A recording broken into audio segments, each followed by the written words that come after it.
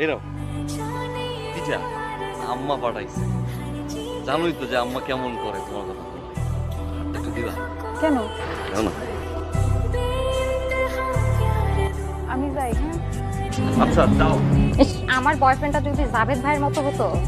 আমি আছি বিপদের মধ্যে, ঝামেলার মধ্যে, আর তুই ফাঁসানি করতে যাওয়ার সাথে। ও মা, তুমি একসাথে 2 নৌকা পা দিচ্ছো আর আমি কিছু বললেই দোষ।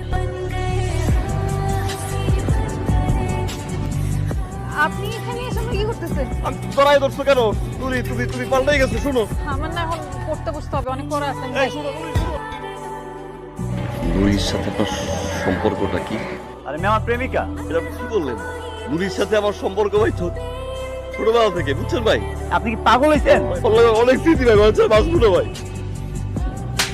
আমি কবে বলছি আপনাকে আমি ভালোবাসি? আপনি শহরে আসেন, আমার গ্রামের মানুষ, এই জন্য আসেন, আমি সুন্দর করে দুটো কথা বলি, দেখা করি, তার মানে কি আমি আপনার ভালোবেসে ফেলছি? আপনি এগুলো ভেবে ফেলবেন? আপনি যদি নেক্সট টাইম আমার সামনে আসতে চেষ্টা করতেন না তো আপনার খবর আছে।